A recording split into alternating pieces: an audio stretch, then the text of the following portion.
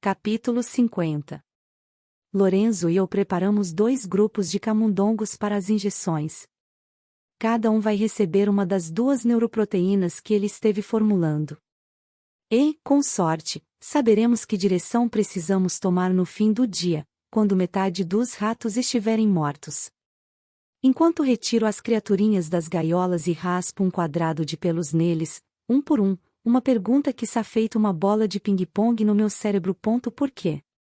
A resposta vem muito facilmente, na forma de uma única palavra: silêncio. Lorenzo estende a mão e pega o camundongo marrom das minhas mãos trêmulas. Eu faço isso, afirma ele, deslizando o tosquiador pelo flanco do bichinho. Pronto. Ponha o Mickey na gaiola do grupo 1. E não se preocupe, eu cuido das injeções. Estou tão mal assim? Digamos que nesta manhã você está um pouquinho insegura. Nada demais. Ele me dá um tapinha no ombro, e eu pulo. Uma coisa de cada vez, Gianna. Olha as mãos dele, com calos nas pontas dos dedos longos, devido aos anos em que tocava bandolim, enquanto ele seda o rato seguinte, espera que o bichinho relaxe na palma de sua mão e raspa outro quadrado de pele. Este é do grupo 2, diz, me devolvendo o corpo frouxo do bicho. Outro Mickey ou Minnie vai para a segunda gaiola. Eles são monstros. Lorenzo assente. Sabe que não estou falando dos ratos. Agora me vejo há 2 invernos e estou de volta à minha sala, sentada perto de Olivia King enquanto ela toma café e vê Jack batalhar contra 3 mulheres puras, cujos taiers em cores pastel fazem um contraste silencioso com o terninho vermelho de Jack. Olivia assente para as mulheres que parecem gêmeas e sacode a cabeça violentamente toda vez que Jack abre a boca. Alguém deveria calar essa mulher, diz Olivia. Permanentemente. Ah, Olivia, era o que você esperava que fosse acontecer? Eles vão começar com as mulheres nos campos de concentração, suponho. Jack, Julia, Annie Wilson. Não veremos nada disso pela televisão. Em seguida, o reverendo Cal vai ajuntar pessoas como Dale e Sharon, esmagando qualquer esperança de resistência. Mas, antes de tirarem a voz de Dale, trabalharão nele, talvez usem suas 3 filhas como incentivo. E Dale, claro, vai falar. Que pai não falaria? Patrick será o próximo da fila. Sinto o coração parar quando penso nos métodos que utilizarão com ele, nas ameaças a Sônia que vão encorajá-lo a confessar. E assim por diante, até que todos os membros do que já deve ser uma operação esgarçada sejam encontrados, obrigados a falar e silenciados. Com o uso da minha criação maldita. Não acredito que esse será o fim. Lorenzo toca no meu ombro de novo. Por agora terminamos. Você está bem? Balanço a cabeça. Sem um marido e com um contador de pulso que vai voltar assim que terminar o serviço aqui, não terei meios de cuidar de uma casa nem dos meus filhos. Steven talvez consiga manter as coisas por um tempo, se voltar. Se não, com os pais de Patrick mortos e os meus na Itália, o clã McClellan estará terminado, extinto. E há o meu bebê. O bebê de Lorenzo. Passei tempo demais pensando em como tudo era antigamente, em como eu era, mas o futuro sempre permaneceu como um borrão.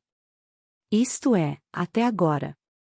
Agora vejo fantasmas dos anos vindouros, a princípio apenas redemoinhos mal formados, depois se fundindo em imagens absolutamente nítidas e coloridas. Eu, balbuciando frases absurdas depois de me injetarem um soro que criei. Eu, com as costas encurvadas e grisalha, arrancando ervas daninhas com uma mão que não reconheço mais. Eu, deitada num catre sob um cobertor fino, tremendo no inverno. Eu, de olhos vazios e, talvez, oscilando no limite entre a consciência e a insanidade, imaginando para onde foram todos. Steven, Sam, Léo, Sônia. O bebê. Só quando Lorenzo segura meu braço e me puxa para cima percebo que estava sentada no chão do laboratório, as costas apoiadas na fila de baixo de gaiolas de arame. Tudo bem, Gianna, diz ele, enxugando as lágrimas dos meus olhos com os dedos. Está tudo bem. Não está. Você sabe disso. Vai ficar. Quero mergulhar no corpo dele, mas me lembro das câmeras. Estou bem, digo, me ajeitando. Vamos continuar com as injeções. Quando comecei as experiências com animais de laboratório, tinha uma regra de ouro: não dê nomes a eles. Em outras palavras, não pense neles como bichos de estimação, não pense neles como nada além de um modo de ir do ponto A ao ponto B, pense neles como tubos de ensaio, placas de Petri ou lâminas de microscópio, nada além de veículos inatos para preencher e observar. Enquanto seguro cada camundongo minúsculo para Lorenzo injetar com uma dose que irá curá-lo ou matá-lo, só consigo pensar nos nomes que dei a eles: Jack, Lynn, Jean. Capítulo 51. A ideia de Lorenzo é arriscada, mas necessária. Depois de ligarmos solicitando um assistente para limpar o laboratório e preencher um relatório para Morgan, eu saio primeiro, voltando pelo posto de segurança. Há uma nova dupla de soldados de guarda no turno da tarde, com os vincos dos uniformes bem passados, as botas com um brilho que reflete as luzes fluorescentes do vestíbulo de entrada. Minha bolsa volta à esteira para ser escaneada enquanto um dos soldados me revista, as mãos fazendo arcos curtos e rápidos nos meus quadris, nas costas, na barriga, nos seios. Assim que sou liberada, saio ao sol de maio. Hoje é dia 31, penso, meu aniversário, o dia em que Steven fugiu com um maço de notas da carteira de Patrick e o dia em que terei um encontro secreto com Lorenzo na cabana do Caranguejo, em Maryland. Decidimos pegar rotas opostas saindo da cidade, por isso sigo o tráfego para o sul em direção à via expressa que corta Washington, passando pelo mercado de peixes que ainda existe à beira do rio. Imagino de onde vêm os peixes. Do Maine? Da Carolina do Norte? Provavelmente dos dois lugares. Não penso em quem trabalha nas fábricas de processamento, tirando tripas e escamas, empacotando e congelando. Talvez um dia eu tenha um trabalho fazendo a mesma coisa. Longas horas. Sem pagamento. Fedor de peixe que não sai da pele. Lynn estava errada com relação ao desmoronamento da economia. Ela pode não estar prosperando, mas a máquina funciona numa velocidade constante. Nossa força de trabalho não foi cortada ao meio, só foi remontada e redistribuída. Homens que realizavam trabalhos sem especialização foram substituídos pelos que os puros consideravam indignos de permanecer na sociedade.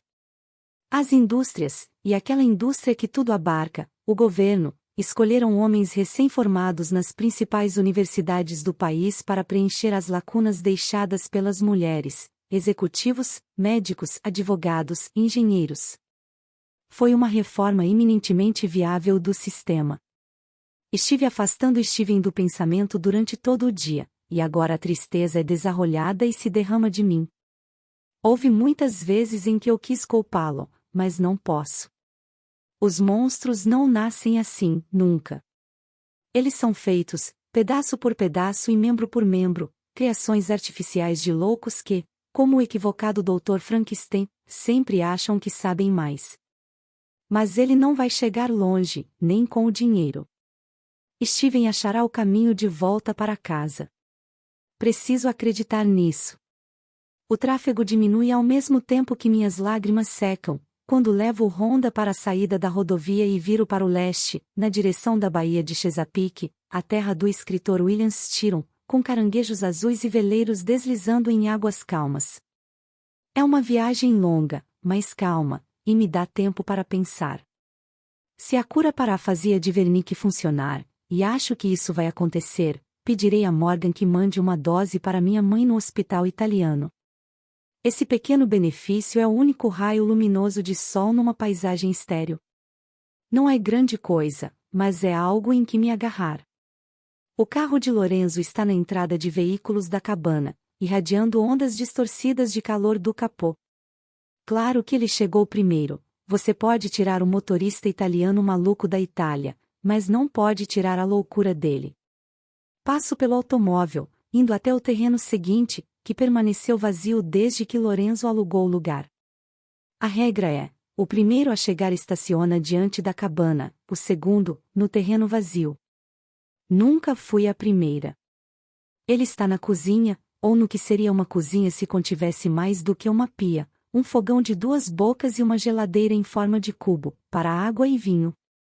Nunca perdemos tempo cozinhando neste lugar. Eu tinha planejado tudo durante a viagem: entrar, conversar e sair. Mas, quando ele toca minha bochecha direita, todos os planos vão para o inferno. Não é Lorenzo que me leva da cozinha para o quarto pequeno, escuro, forrado de madeira, com uma única janela que nunca abrimos. Sou eu que pego a mão dele e o levo. Na última vez não houve conversa. Eu ainda estava com o contador de pulso e Lorenzo ficou em silêncio, talvez por solidariedade. Não sussurrou meu nome, como Patrick, e não disse palavras de piedade. Simplesmente não falou enquanto se mexia em cima de mim e dentro de mim. Hoje ainda estamos silenciosos, as mãos e os corpos recitando as palavras para nós, mas dentro de mim estão os pratos e as trombetas de uma orquestra tocando a todo volume. Depois de uma rodada de amor, recomeçamos, desta vez devagar e sem pressa, como se tivéssemos dias ou anos, e não horas. Não frações de horas. Quando Lorenzo finalmente amolece, em todos os sentidos da palavra, ele se deita sobre mim, me cobrindo com o corpo como um escudo que deixa o mundo longe. Posso tirar você daqui, diz ele. Por um momento, não tenho certeza do que Lorenzo quer dizer, mas ele estende a mão até onde sua calça jeans está junto da minha, 2 poças de brim no chão de pinho, e exibe uma fina caderneta vermelha. Reconheço aquilo imediatamente, a roda dentada e a estrela de 5 pontas cercada por galhos, oliveira para a paz, carvalho para a força. Como você conseguiu isso? Digo, folheando o passaporte novo. A página 2 tem minha foto, mas com o nome de outra mulher, Grazia Francesca Rossi. A data de nascimento combina com minha idade mais ou menos. Tenho amigos, diz ele. E amigos podem ser convencidos pelo valor certo. Quem é Grazia? Rossi é um sobrenome comum na Itália, mas a coincidência parece exagerada. Sua irmã? Lorenzo balança a cabeça. Não. Não tenho irmã. Grazia era, minha esposa. Ele não espera que eu pergunte e explica, ela morreu há 5 anos. Digo, como se ele tivesse me dado uma notícia comum, uma previsão do tempo, o resultado do torneio de beisebol, onde acontecerão as próximas Olimpíadas. Não faço perguntas e ele não oferece respostas. Não posso ir embora, você sabe. Não há argumento, apenas sua mão percorrendo meu corpo, começando na clavícula e parando 2 centímetros acima do meu sexo. E se for uma menina, Gianna? Capítulo 52. E se for uma menina? Fico deitada de lado, um dedo acompanhando o emblema dourado na frente do meu passaporte, esse presente que custou uma fortuna a Lorenzo, meu bilhete de saída deste inferno. Nosso bilhete para fora daqui, penso, mantendo a outra mão sobre a barriga. Apenas 1 hora atrás eu estava pensando em Styron, e agora aqui estou, uma terrível escolha de Sofia pairando no espaço acima de nós. Qual? Qual eu salvo? Até quando preciso pensar? Pergunto, na escuridão do nosso quarto. Nós 2 sabemos que não tenho muito tempo, pelo menos até organizarmos o primeiro teste na segunda-feira. Poderíamos empacar o projeto, digo. Ganhar algumas semanas. Isso bastaria? Não. De repente estou pensando numa praia de mais de 20 anos atrás, não uma praia chique, não Cancún, Bermuda nem nada assim. Jack e eu mal podíamos juntar dinheiro para 2 noites num motel vagabundo sem vista para o mar. Mas íamos todo verão a Rebobote, em Delaware, tomar cerveja, pegar sol e escapar da loucura da faculdade durante alguns dias. Na última vez que fomos, eu disse a ela que tinha juntado um pouco de dinheiro. Podíamos ficar mais um dia, talvez 2. Isso bastaria? Perguntou Jack, tomando uma corona que ela havia pegado no cooler e na qual havia enfiado uma fatia de lima. Não, respondi, gargalhando. Tudo acaba, Gianni. Cedo ou tarde. Você sabe que não pode ficar na bolha das férias para sempre. Não lembro se ficamos o dia extra naquele quarto de motel ou se voltamos na manhã seguinte. O que me lembro é de pensar, assim que colocamos as bolsas de praia e as malas cheias de biquínis e bronzeadores no nosso apartamento, que realmente não importava. Cedo ou tarde estaríamos no nosso pardieiro em Georgetown, tirando da geladeira sobras de comida transformadas em experiências científicas, verificando a correspondência empilhada, perdendo o bronzeado e voltando para o moedor de carne acadêmico. De novo, Jack estava certa. Cedo ou tarde tudo acaba. Fiquei pensando, digo a Lorenzo. Quando o reverendo Cal me ofereceu pela primeira vez o trabalho, achei que ele tinha inventado a história sobre o irmão do presidente. Lembro de ter ficado parada na cozinha, imaginando se ele pegaria meu trabalho e faria engenharia reversa. Tombo de volta no travesseiro desejando que ele me engolisse inteira. A culpa não é sua. Mas é. E minha culpa não começou quando assinei o contrato de Morgan na quinta-feira.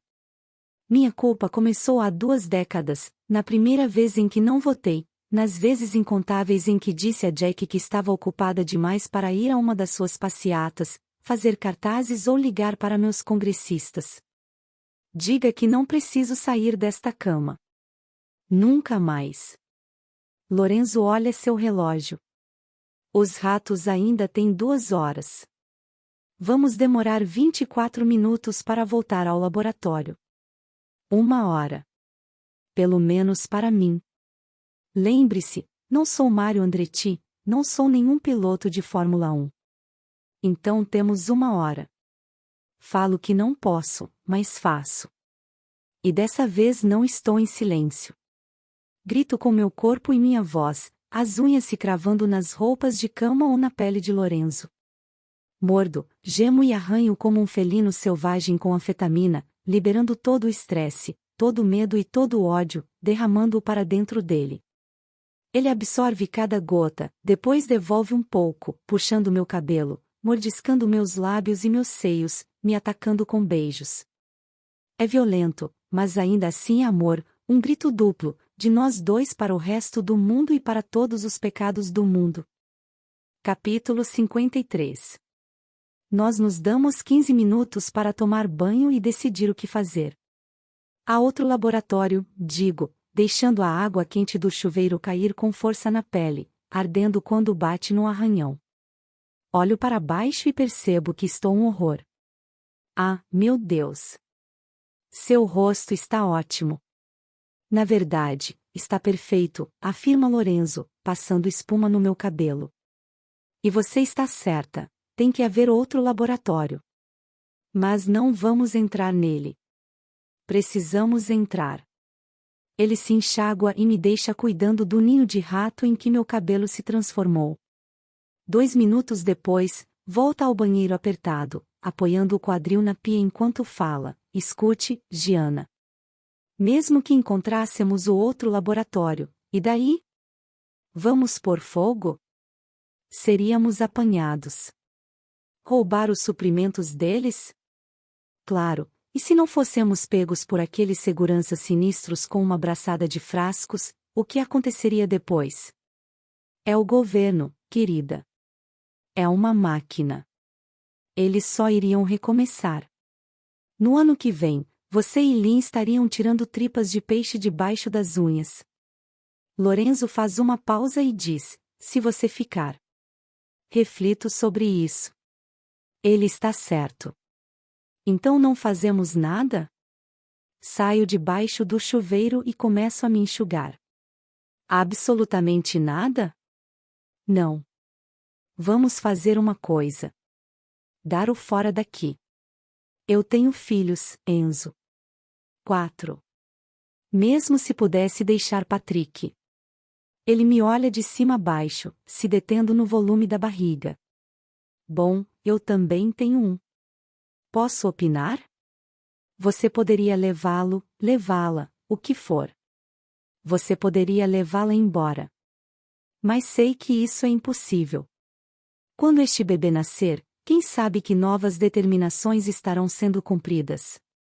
Nós dois sabemos que isso não vai acontecer, diz ele, sério, decidido. É agora ou nunca, Gianna. Não. É na semana que vem ou nunca. Vou fazer um exame na segunda-feira e o resultado deve sair no meio da semana. E aqui, na cabana do caranguejo, que cheira a suor, sêmen e amor, tomo uma decisão. Se for menina, eu vou com você. Quando você quiser. Ele espera, observando enquanto me visto e penteio o cabelo. Espera uma eternidade antes de falar. Depois me puxa para perto, sussurrando no meu ouvido: está bem, Gianna. Está bem. Sua voz sai forte, mas sei que ele está rezando, para um Deus em que nenhum de nós acredita, para que a análise genética volte com um X duplo. Uma menininha. Venha. Precisamos voltar. Eu vou primeiro. Agora o ar está mais fresco, e as poucas casas de veraneio lançam sombras onde não havia nenhuma quando cheguei. Abro a porta do Honda, entro e penso: vou rezar para que seja o quê? Um menino ou uma menina? Ficar ou ir embora. Ver Sônia ser tirada de mim ou, num cenário um pouquinho mais agradável, ver algum enfermeiro uniformizado, seguindo ordens, injetar nela uma mistura que vai tirar todas as palavras dela para sempre. Não creio que eu suportaria nenhuma das duas opções. Rezo a um Deus em que não acredito para que seja uma menina, para não ter que testemunhar nada disso. E rezo a esse mesmo Deus para que seja um menino, para nunca ter que deixar minha Sônia. Capítulo 54. Lee não apareceu hoje, informam os soldados no posto de segurança enquanto me revistam pela terceira vez. Não, senhora, diz um deles. É o mesmo rapaz arrumadinho que me revistou quando eu saí. O nome acima do bolso esquerdo do peito é Petrovski, W. Preciso falar com Morgan. Quem? O Dr. Lebron. Chamá-lo de doutor traz um gosto ruim de bilha à minha boca. Ele não merece o título. O sargento arrumadinho Petrovski verifica minha bolsa, ainda que ela já tenha passado pelo raio-x, e assente para seu parceiro. Depois de 2 toques, Morgan atende. O que é? Pergunta ele. O soldado pega meu crachá, vira-o nas mãos e lê meu nome. A doutora M.C. Cleland diz que precisa ver o senhor. Diga a ela que estou ocupado. Aquela voz estridente, aguda feito o guincho de um rato de laboratório, rasga o ar entre mim e o soldado. É como penso em Morgan, como um rato, uma criatura imunda e maligna, mas não muito inteligente. Diga a ele que vamos verificar os camundongos, peço ao soldado. Mas primeiro quero passar as informações para ele. De novo guincho, desta vez com uma leve esperança: mande-a para cá. Com um acompanhante. 30 segundos depois, estou no elevador com um homem, não, um garoto, não muito mais velho do que Steven. Por alguma razão, penso em como ele devia ser quando estava na faculdade, tomando cerveja barata através de um funil, fazendo juramento para uma fraternidade estudantil, arrastando-se sonolento para a aula de cálculo de manhã cedo. Você fez faculdade? Pergunto. Sim, senhora. Formou-se em quê? Estou pensando em ciência política, direito ou história. Ele se enrijece ao meu lado, mas não se vira. Filosofia, senhora. Ensinaram você a disparar uma dessas na aula de Epistemologia 1? Pergunto, indicando a pistola em seu quadril. Espero que ele se feche e diga que não é da minha conta. Circulando, senhora. Não há nada para ver aqui. Mas não. Em vez disso, seu lábio inferior treme ligeiramente e eu vejo o menino dentro do uniforme elegante de sargento Petrovski. Não, senhora. O velho ditado diz: mantenha o lábio superior rígido, significando que a pessoa deve se manter impassível. Mas, olhando seu reflexo nas paredes de aço do elevador, penso que não é com o lábio superior que precisamos nos preocupar. O de baixo revela nosso terror. Todas as vezes. Decido não torturá-lo com mais perguntas. Afinal de contas, Petrovski é apenas um garoto, um menino que pegou a curva errada em algum lugar da estrada da vida, não muito diferente de Steven. Ainda que, depois de um breve desvio, Steven tenha voltado ao caminho certo. Talvez este também volte. Ainda há tempo, digo, sem saber realmente se estou falando com o jovem soldado ou comigo mesma. A porta dupla do elevador desliza ao mesmo tempo que uma voz mecânica, feminina, por acaso, diz quinto andar, e o jovem Petrovski se vira ligeiramente, estendendo o braço, sinalizando para eu sair. É tão rápido que quase não percebo as 3 piscadelas. Pisque uma vez para sim, 2 para não. Ou 3 vezes para não puro. Pisco para ele, um gesto que as câmeras podem captar ou não, mas, se captarem, posso inventar alguma coisa. Um inseto no olho, um cílio solto, tensão. Vamos. Na tarde de sábado, o corredor do 5º andar deveria ser uma cidade fantasma, todos aqueles generais e almirantes longe, jogando golfe, tênis ou hora em seus porões. Mas todas as portas das salas estão abertas, e atrás de cada uma há um homem a uma mesa, ocupado e concentrado. A terceira porta à minha direita, depois de sairmos do elevador, tem uma placa de latão onde está escrito Winters, J. Dentro, o homem atrás da mesa levanta os olhos, faz uma carranca e volta a ler. É o mesmo que vi ontem à tarde, e o mesmo nome que li na lista da equipe dourada ontem à noite. Cá estamos, diz o sargento Petrovski. Ele bate a porta fechada de Morgan, 3 batidas militares, nítidas. Entre. Petrovski gira num calcanhar engraxado. Boa sorte, senhora. Quer dizer, com o projeto. Eu a levo para baixo quando estiver pronta. Morgan se levanta quando entro, me oferece uma cadeira e aperta um botão no telefone da mesa. Ande, café para 2. Ele me olha. Leite? Açúcar? Puro, respondo, retribui o sorriso. Se ele está se sentindo magnânimo, por que não entrar na festa, mesmo que seus olhos me lembrem um pouco dos ratos de laboratório nos quais Lorenzo aplicou as injeções hoje cedo?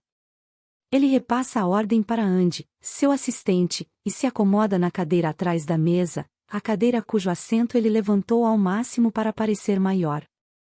Penso que deve ser doloroso ficar sentado assim, sem os pés tocarem o chão. E então, algum progresso? Olho o relógio acima da cabeça de Morgan. Vamos saber dentro de 30 minutos. Cadê a Lynn? A mudança brusca o deixa lento, como se alguém tivesse acabado de lhe oferecer sorvete e depois pedido para optar entre anchova e atum. Enquanto ele processa o que eu disse, os cantos de sua boca se curvam, primeiro para baixo, depois ficam retos, e em seguida sobem de novo. Fantástico! Acha que estaremos prontos para testar amanhã? Nossa primeira paciente está marcada para segunda-feira. Mude para amanhã, diz ele, então acrescenta, se você puder, Jean. Só se você puder. Aproveito a deixa para bancar a boazinha. Ele quer alguma coisa, que eu quero uma coisa. Sem dúvida. Agora Morgan relaxa e Andy bate de leve a porta antes de entrar com uma bandeja. Deixe que eu sirvo, digo inclinando a jarra sobre 2 canecas brancas com o emblema do pé azul. Escute, desculpe ter gritado com você mais cedo. Todos estamos passando por um enorme estresse, Jean. Paz. Claro. Paz. Quase lembro a Morgan que a palavra paz e a palavra submissão são praticamente idênticas em algumas línguas, mas não há sentido em confundi-lo. Preciso de mais do sacana. Preciso pedir um favorzinho. Minha mãe teve um rompimento de aneurisma. Hemisfério esquerdo. Área de Wernicke.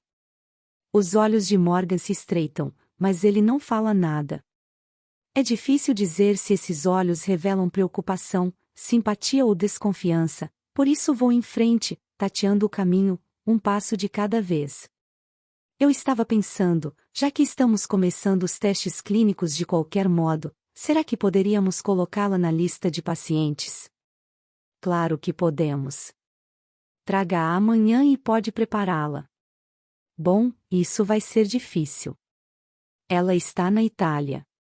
Ele se recosta, um cotovelo em cada braço da poltrona, como se tentasse ocupar o máximo de espaço possível. Itália, repete. É. Você sabe, a terra da pizza e do café maravilhoso. Diferente da bosta que Andy trouxe, penso. Tenho um problema com isso, Jean. As relações entre nós e a Europa estão, ele procura uma palavra, ruins. É a cara do Morgan. De todos os termos que ele poderia escolher, tênues, tensas, problemáticas, adversas, hostis, desfavoráveis, Morgan escolhe ruins. Ele continua, os olhos se movendo ligeiramente para cima e para a esquerda, sinal claro de que está criando uma mentira ou se contendo, mas não creio que Morgan tenha noção desse tique subconsciente, a maioria dos mentirosos não tem. Você entende, não é, Jean? Quer dizer, não podemos simplesmente mandar um produto valioso assim para a Europa. Não com o clima atual. Meu café fica mais amargo a cada gole. E se você me mandar?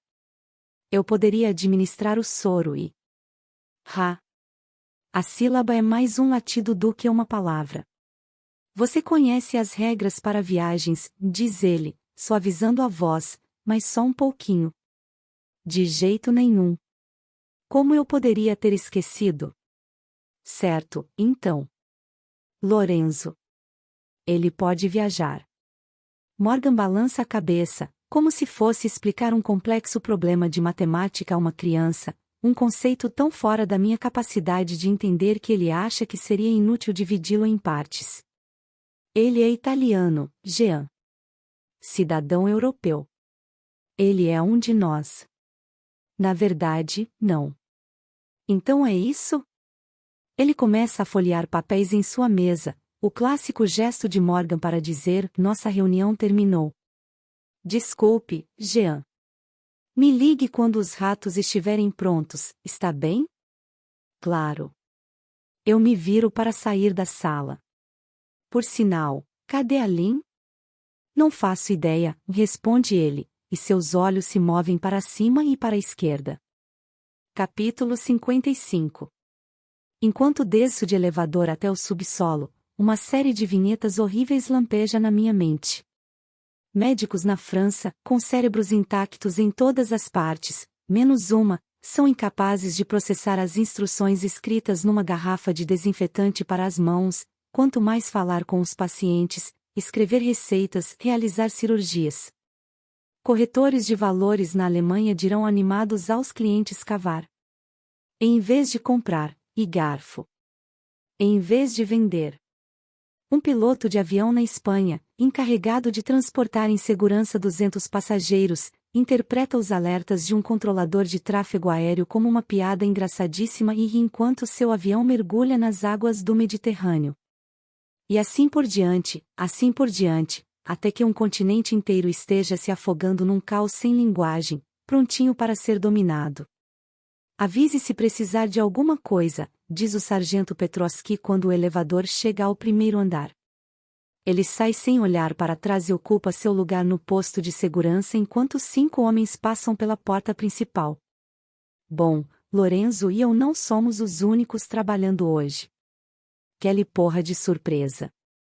Continua a descer até o subsolo, cada segundo parecendo outro passo numa jornada para o inferno. Dentro do laboratório, Lorenzo está sentado diante de 2 gaiolas de ratos, estudando uma papelada. Grupo 1, diz ele baixinho. Não precisa acrescentar nada. A gaiola rotulada com um é um circo de roedores animados, tagarelando e guinchando, movendo-se em sua pequena comunidade de ratos como se estivessem num evento de igreja. A segunda gaiola tem uma dúzia de criaturas sem vida, com os corpos peludos já se enrijecendo. Eu me odeio por ter dado nomes a eles. Os ratos não têm a capacidade de linguagem, mas não precisamos que eles tenham, pelo menos para esse teste final. Devido ao trabalho anterior de Lynn, felizmente, não precisei participar das experiências com macacos há 2 anos, já isolamos os componentes neurolinguísticos do soro. Hoje os ratos servem a um único propósito: testar as 2 neuroproteínas que Lorenzo desenvolveu. Nenhum de nós quer injetar uma toxina num paciente humano. Mas, claro, é exatamente isso que vai acontecer. Sento-me ao lado de Lorenzo e puxo uma folha em branco de sua pilha. Em letras pequenas escrevo 2 palavras no canto superior da folha, cobrindo-as com a outra mão: arma biológica. Assim que ele lê, eu amasso a página e a levo pela porta interna até o laboratório de bioquímica. Lorenzo vem atrás, e juntos vemos o papel ficar amarelo, depois preto, desintegrando-se na chama azul de um bico de Bunsen. Tem certeza? Pergunta ele, abrindo a torneira da pia e olhando as cinzas. Não, mas faz sentido. Conto a ele sobre a conversa com Morgan lá em cima. Pense bem, Enzo. Projeto Anti-Wernicke. Projeto Wernicke e projeto Solubilidade em água. Aplicar injeções demora, juntar as pessoas, treinar os técnicos. Isso daria a eles uma chance de escapar. Se você colocar a coisa no suprimento de água de uma cidade, seria o mesmo que jogar uma bomba de nêutrons.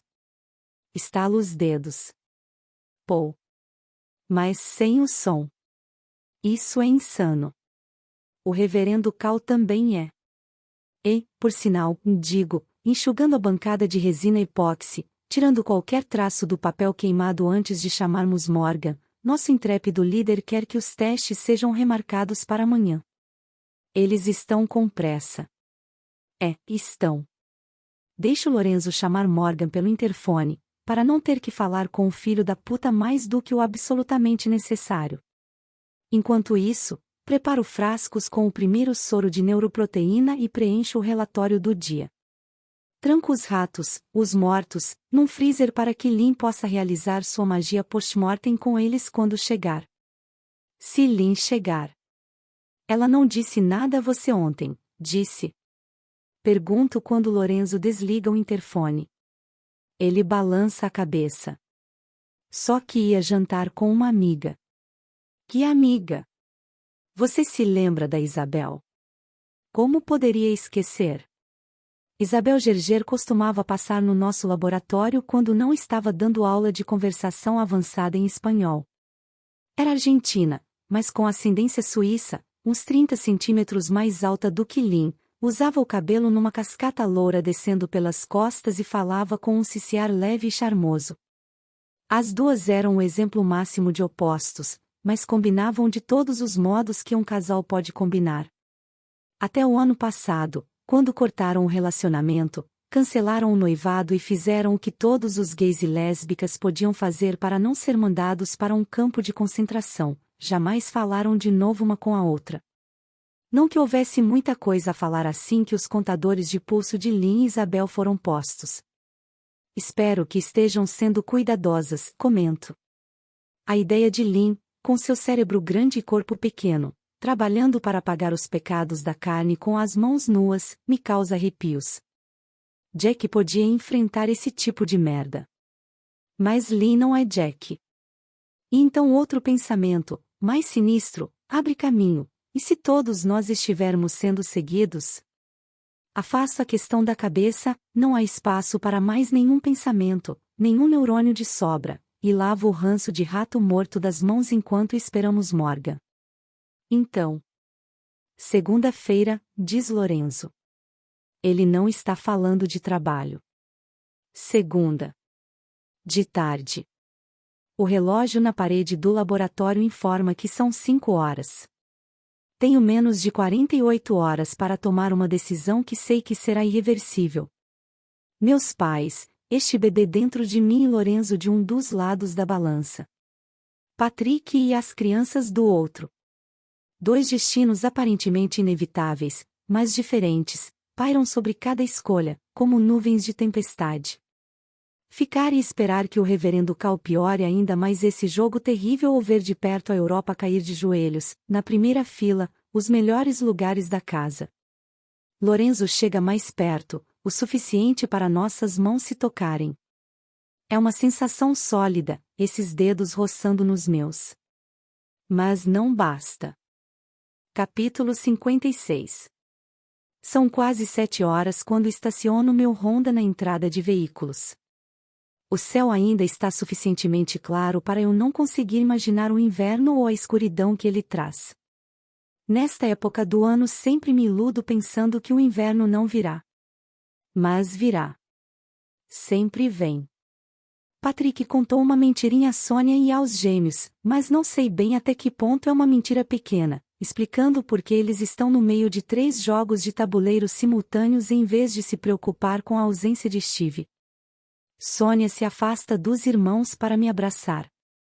Estou ganhando! Exclama ela. De novo. Levanto uma sobrancelha para Patrick. Eu disse que ele foi passar uns dias com um amigo, explica ele, depois olha para as crianças e sua floresta de peças de plástico. Sam, Léo, vigiem sua irmã.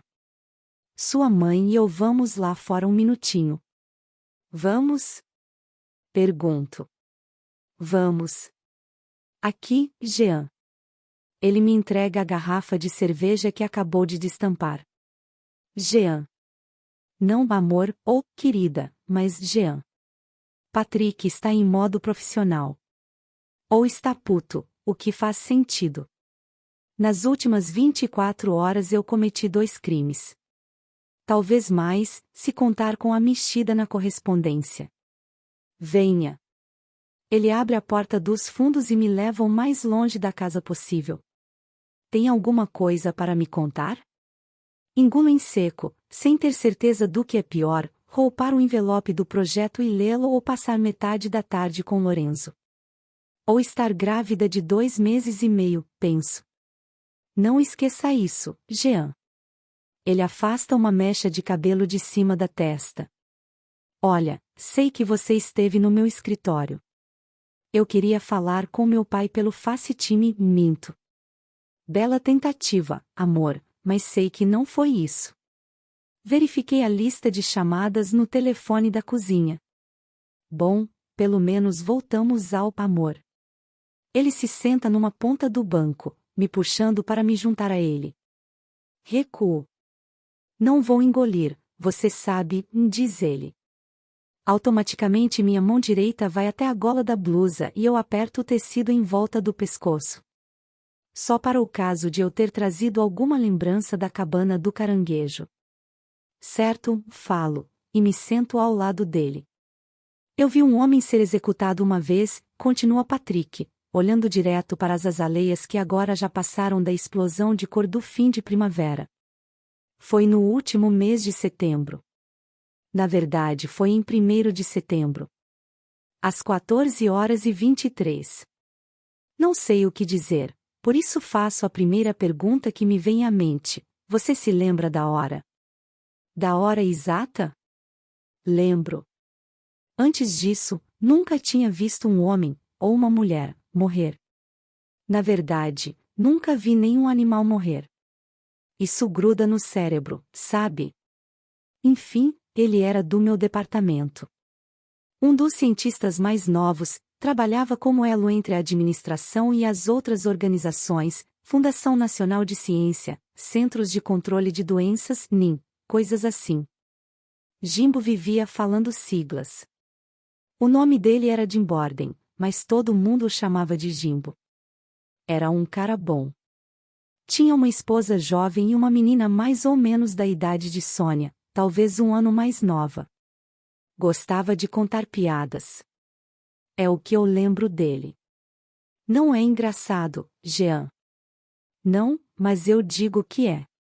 Patrick toma um gole de cerveja e estala os lábios. A outra coisa engraçada era que Jimbo vivia piscando. Quero dizer, como a gente pisca quando tem um cílio solto ou um grão de poeira no olho. Ele fazia isso de 3 em 3. Pisca, pisca, pisca. Não para todo mundo, mas eu o pegava fazendo isso de vez em quando. Já viu alguém fazer isso? Confirmo com a cabeça. Bom, Jimbo mantinha a cabeça baixa na maior parte do tempo, folheando papéis e fazendo cópias. Toda tarde, por volta das 3 horas, ele saía do escritório dizendo que tinha uma reunião com um cara do outro lado da cidade. Pegava a pasta e saía pela porta. Não sei se alguém notou, pelo menos a princípio, mas quando ele voltava, a pasta parecia mais leve. Dava para ver pelo modo como ele a balançava. Nunca falei nada sobre isso com ninguém. Agora minha cerveja está quente e eu não quero beber. Ponho a garrafa no piso de pedras e me viro para Patrick. Mas alguém o pegou. Alguém sempre pega, amor. Sempre. Cedo ou tarde você faz merda. Há uma pausa, então ele continua, não quero dizer você. Quero dizer, você, tipo, num sentido genérico. Ele dá um tapinha na minha mão e eu só noto como sua mão está limpa. Jimbo deve ter visto que a coisa ia acontecer porque, uma semana antes de atirarem nele, ele veio me procurar. Perguntou se eu era puro como o resto. Patrick dá um riso leve, mas sem humor. Acho que eu não pareço um cara ruim, não é? Não. Não parece. Nunca pensei em Patrick como um cara ruim, só um tipo de cara que fica de cabeça baixa e cala a boca. Mas não digo isso. Sei para onde a conversa está indo. Jimbo deixou uma coisa para mim antes de ser levado algemado para fora do departamento. Só um nome e um número. Disse que a decisão de fazer contato ou não era minha, e que esperava que eu fizesse, mas não ficaria chateado se eu recusasse. Foi assim que fiz contato com o Deu. Você viu o que aconteceu com o Deu hoje de manhã. Vi. Vão atirar nele, você sabe. Como atiraram em Dimborden. Eles colocaram a gente num ônibus, Jean. Bom, em 2 ônibus. Levaram a gente até Fort Meade, sem dizer uma palavra sobre o destino. O boato era de que seria uma dinâmica para melhorar o trabalho em equipe. Ainda consigo vê-lo. Eu vejo todo dia às 14h23. Jimbo algemado num poste, olhando para todos nós enquanto o reverendo Cal lia as escrituras. Glória, glória, aleluia, merda, estamos com uma raposa no galinheiro, caras, e só há um modo de cuidar de uma raposa invasora. Thomas, você se lembra do Thomas? Bom, foi o filho da puta que atirou. Sem julgamento, sem júri, sem último pedido. Eles simplesmente atiraram nele, porra, ali, na área de treino de tiros do Fort Meade. Vi Jimbo tombar, escorregar pelo poste ao qual estava algemado, vi enquanto ele sangrava até morrer num trecho de areia que já estava manchado de vermelho. Patrick se inclina, pega minha cerveja e a toma num gole só. De qualquer modo, foi por isso que não contei a você. Quando vierem me pegar, é melhor que você não saiba nada. Quando, não, se. Mas agora sei. Acho que sim, amor. Acho que você sabe. Steven? Não quero fazer a pergunta, mas não consigo evitar. Se ele chegar a Dakota do Norte e for encontrado. Em vez de responder, Patrick enterra a cabeça nas mãos. Capítulo 57. Não há amor esta noite, mas há. Colocamos 3 crianças na cama e desejamos em silêncio que Steven retorne antes que seja tarde demais. Então Patrick me leva para a cama e me envolve com seus braços. Você precisa ir embora. De qualquer modo. Não posso, digo, apesar de poder. Você conhece alguém, não conhece? Aquele italiano que trabalhava no seu departamento. Então é assim, ter meu próprio marido sancionando meu caso amoroso. Saio da cama e pego a mão de Patrick. Vamos tomar uma bebida.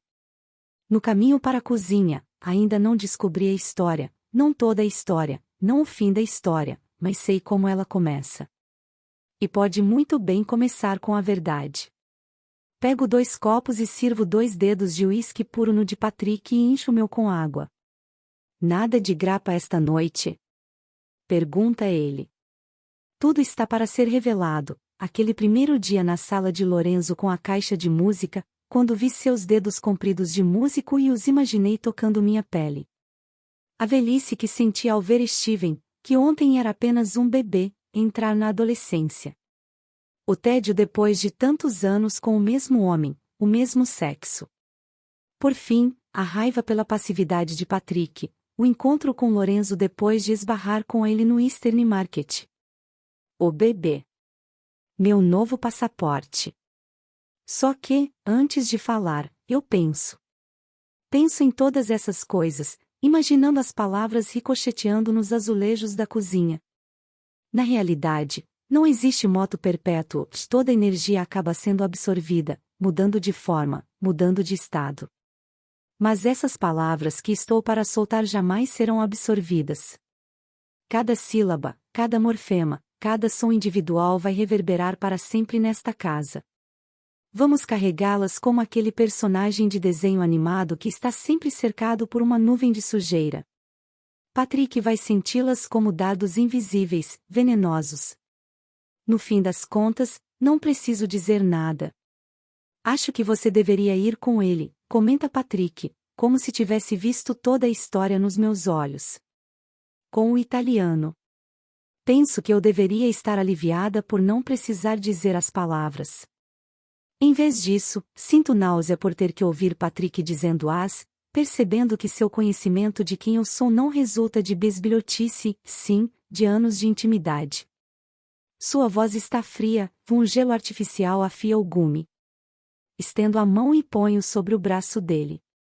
Então sua mão cobre a minha. E ele se vira de costas. Ficamos parados, um casal de meia-idade numa cozinha, uma frigideira do jantar cheia de água na pia, a cafeteira pronta para entrar em ação quando a manhã chegar. Tudo neste quadro é normal, a rotina simples de uma vida juntos.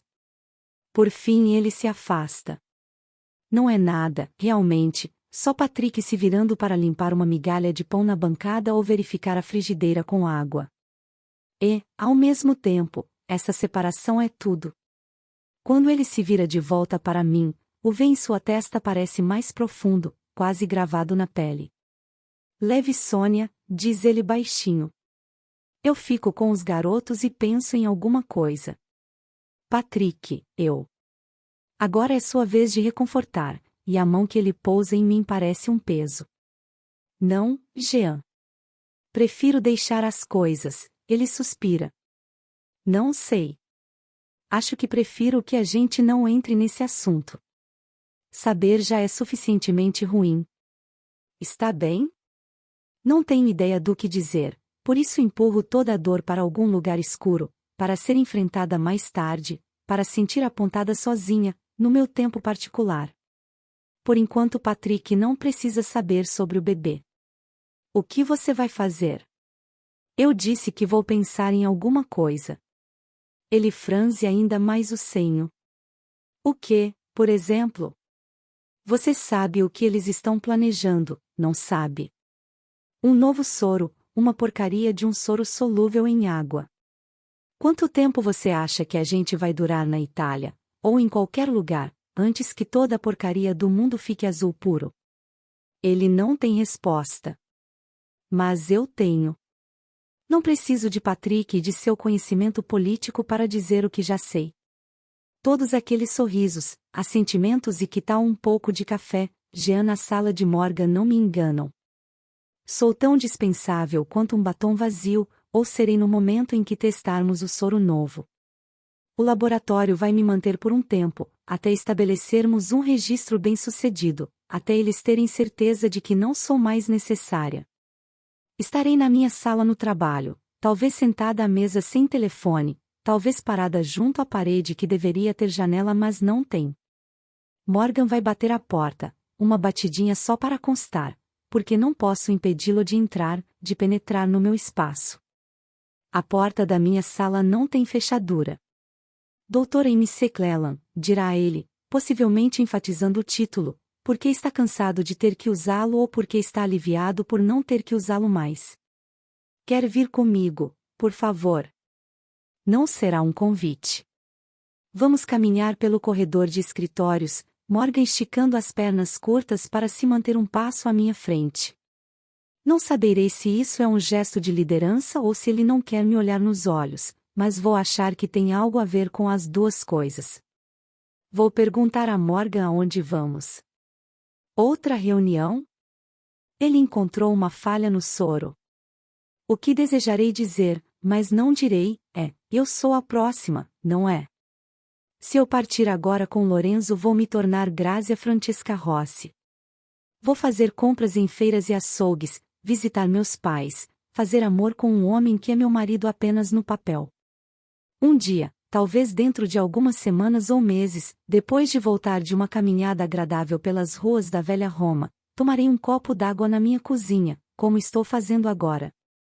As palavras de Jack voltam para mim, banais mas duras. Tudo acaba, Gianni. Cedo ou tarde. Água, digo a Patrick. Ele me serve outro copo, sem entender. Afinal de contas, eu mesma só descobri agora. O que você faria para se livrar de todos eles? Pergunto. Para fazer as coisas voltarem a ser como eram? De novo ouço Jack: pense no que precisa fazer para continuar livre. Patrick engole o resto do uísque, examina a garrafa e se serve de mais um dedo. Preciso tirá-la dele antes que a bebida se derrame na bancada, suas mãos normalmente firmes estão tremendo. Qualquer coisa, diz ele depois de um longo gole. Absolutamente qualquer coisa. Qualquer coisa é uma expressão engraçada, usada demais e raramente literal. Eu faria qualquer coisa para ter um encontro com ela. Eu pagaria qualquer coisa para ter ingressos na primeira fila do show. Qualquer coisa que você quiser. Qualquer coisa jamais cobre toda a gama da existência. Inclino-me por cima da bancada, suficientemente perto para sentir o cheiro doce do uísque no hálito dele, até que nossos narizes estão quase se tocando. Você mataria? Pergunto. Patrick não pisca. Por um momento imagino se ele ainda está respirando, tamanha imobilidade. Preciso me lembrar de quem Patrick é, e do que ele é. O cara silencioso. O que não quer se envolver, que preferiria falar de teoria do que de prática.